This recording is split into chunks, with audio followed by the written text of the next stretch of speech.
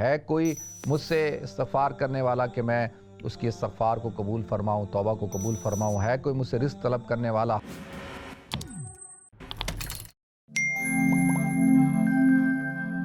الرحمن الرحیم، السلام علیکم ورحمۃ اللہ وبرکاتہ۔ ناظرین، شعبان المعظم کا مہینہ شروع ہوتا ہے۔ جیسا کہ میں نے بریک سے پہلے آپ حضرات کے سامنے اس مہینے کی فضائل کو بیان کیا، اس پہ تو کوئی دو رائے نہیں، اور وہ تمام کی تمام جو احادیث ہیں شعبان کے مہینے کی فضیلت کے حوالے سے، وہ سب تمام احادیث جو ہے وہ صحیح احادیث ہیں۔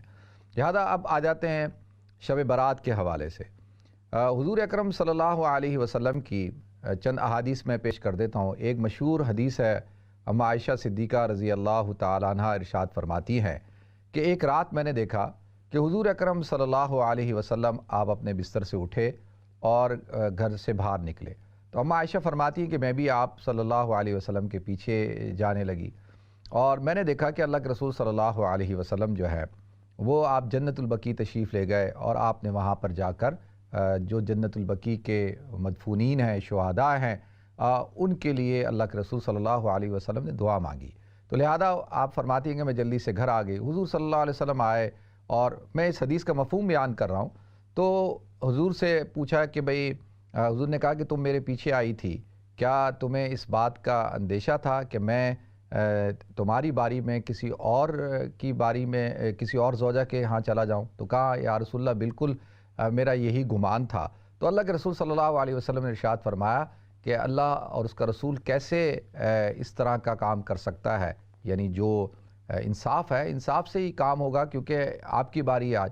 اور آپ نے ارشاد فرمایا کہ آج کی رات بڑی عظیم اور بابرکت رات ہے۔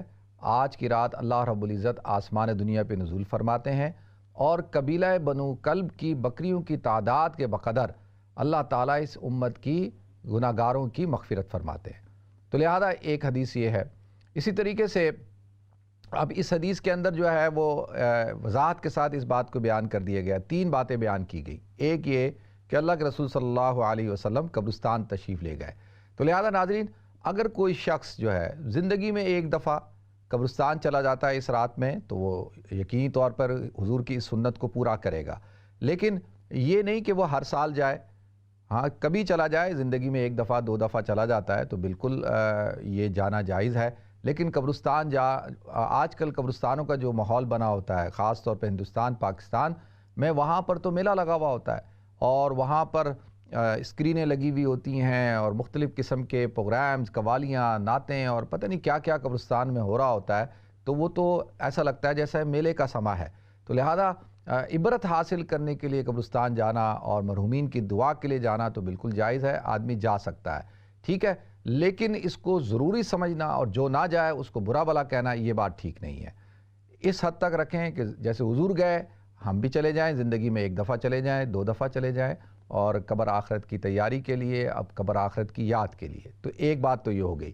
دوسری، اللہ کے رسول صلی اللہ علیہ وسلم نے اس حدیث میں بیان کیا کہ اللہ رب العزت آسمان دنیا پہ نزول فرماتے ہیں۔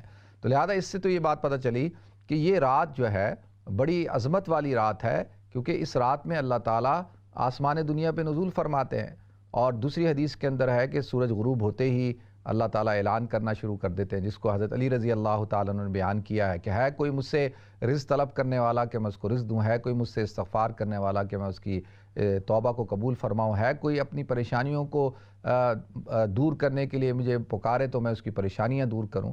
تو لہذا اس حوالے سے تو دوسری احادیث میں بھی موجود ہے۔ تو ایک تو بات یہ ہو گئی، اور تیسری بات یہ ہے کہ قبیلہ بنو کلب کی، اب قبیلہ بنو کلب کا نام لے کے کیوں ارشاد فرمایا؟ اس لیے کہ قبیلہ بنو کلب کی جو بکریاں تھیں وہ پورے عرب میں سب سے زیادہ ان کے پاس تھیں۔ تو آپ اندازہ کریں کہ اتنی کثیر تعداد میں اللہ تعالیٰ اس امت کے گناہ گاروں کی مغفرت فرماتے ہیں۔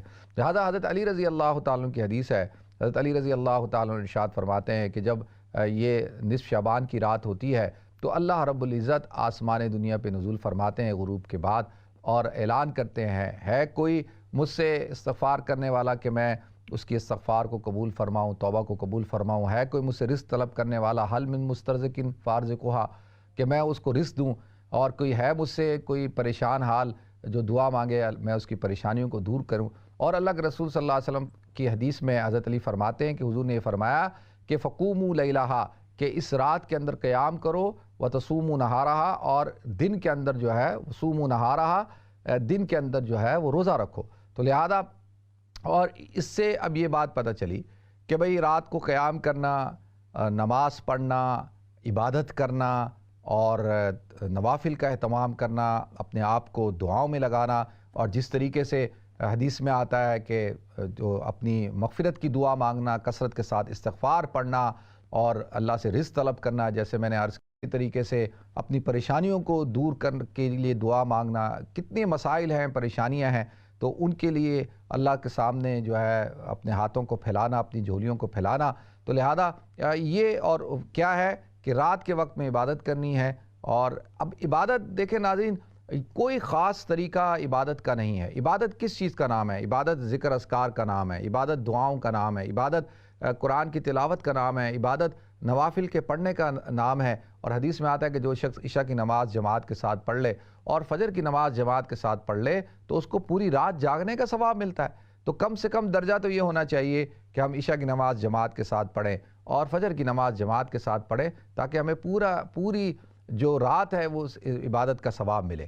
تو لہذا یہ تو کم سے کم درجہ ہے، اور ساتھ ساتھ دعاؤں میں اپنے آپ کو لگانا۔ تو لہذا ناظرین، ایسے ٹولیاں بنانا اور مجمع لگانا اور جو ہے وہ گپے مارنا صرف رات کو جاگنے کے لیے، اور صرف یہ سمجھنا کہ رات کے جاگنے سے ہی وہ فضیلت حاصل ہوتی ہے، اور پورے شہر کے اندر موٹر سائیکلوں کے سلنسر نکال کر پھرنا اور جو ہے وہ پٹاخے پھوڑنا اور اس قسم کی حرکتیں کرنا، تو یہ تو اسلام کا اس سے کوئی تعلق نہیں ہے۔ یہ تو ساری غیر اسلامی رسوم ہیں، رواج ہیں، کہ حلوہ پکا کے کھلانا، بانٹنا، اور اسی طریقے سے شیرنیاں پکانا اور مسور کی دال پکانا، پتہ نہیں کیا کیا چیزیں ہوتی ہیں اس رات میں۔ تو لہذا اس قسم کا کوئی کام ہمیں نہیں کرنا چاہیے۔ تو یہ اللہ کے رسول صلی اللہ علیہ وسلم نے ارشاد فرمایا۔ تو کہ ناظرین، اس کے ساتھ ساتھ شاہ عبد القادر جیلانی رحمۃ اللہ علیہ نے غنیۃ الطالبین میں ارشاد فرمایا، آپ لکھتے ہیں کہ اس رات کو شب برات کیوں کہا جاتا ہے؟ دیکھیں، شب کہتے ہیں رات کو، برات کہتے ہیں جس سے برات کا اعلان کیا جائے۔ تو اس کا مطلب دو ہے۔ ایک تو یہ ہے کہ اللہ تعالیٰ برات کا اعلان کرتا ہے کہ وہ لوگ جو اللہ کے نافرمان ہیں، جو گناہ گار ہیں، جو اللہ کے باغی ہیں، اللہ ان سے برات کا اعلان کرتا ہے کہ میرا ان سے کوئی لینا دینا نہیں ہے۔ اسی طریقے سے اللہ ان لوگوں کو بری کر دیتا ہے جو اللہ کے نیک لوگ ہوتے ہیں، جو توبہ کرتے ہیں، معافی مانگتے ہیں، اللہ تعالیٰ ان کو جہنم سے برات کا سرٹیفکیٹ دے دیتے ہیں کہ وہ جہنم سے بری ہیں، اللہ ان کو جہنم میں داخل نہیں کرے گا۔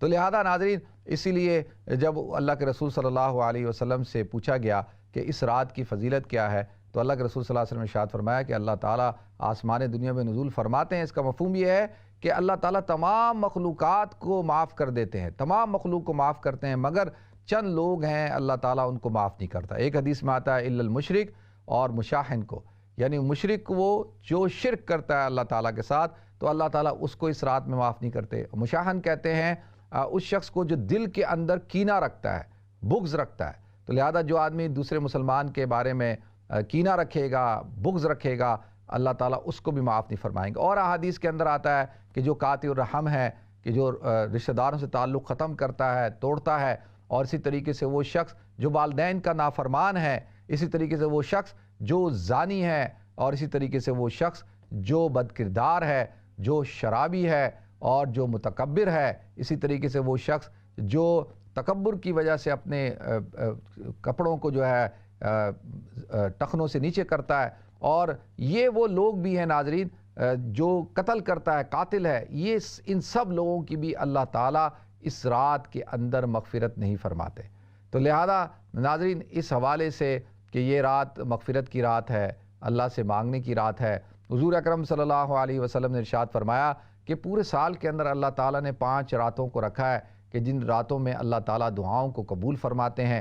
پہلی ایک رات جو ہر ہفتے آتی ہے وہ لیلۃ الجمعہ کی رات ہے، جمعے کی رات، یعنی دوسرے دن جمعہ ہوتا ہے اس سے پہلی والی رات، اور اس رات میں اللہ تعالیٰ دعاؤں کو قبول فرماتا ہے۔ اسی طرح سے دوسری رات جو ہر سال رجب کی مہینے میں پہلی رجب کی جو تاریخ ہوتی ہے، اس رات کو بھی اللہ تعالیٰ دعاؤں کو قبول فرماتا ہے۔ اسی طریقے سے بھی تیسری رات جو ہے وہ لیلہ نصف شعبان ہے، یعنی شب برات کی رات۔ اس رات میں بھی اللہ تعالیٰ دعاؤں کو قبول فرماتے ہیں، اور اسی طریقے سے 2 راتیں عید الفطر کی رات اور عید الاضحیٰ کی رات کو بھی اللہ تعالیٰ دعاؤں کو قبول فرماتے ہیں۔ تو لہذا ناظرین اب اس حوالے سے بحث شروع ہو جاتی ہے کہ بھئی روزہ رکھنا سنت ہے یا نہیں ہے۔ تو لہذا جیسے میں نے عرض کیا کہ حضور کی حدیث موجود ہے کہ آپ رمضان شعبان میں کثرت سے روزے رکھتے تھے اور 13، 14، 15 کا روزہ رکھتے تھے، تو گویا کہ 15 شعبان کا روزہ بھی اس سے بھی ثابت ہوتا ہے۔ اور دوسری حدیث جو میں نے عرض کی کہ جس میں ہے کہ وہ اگرچہ علماء کہتے ہیں کہ وہ حدیث ضعیف ہے،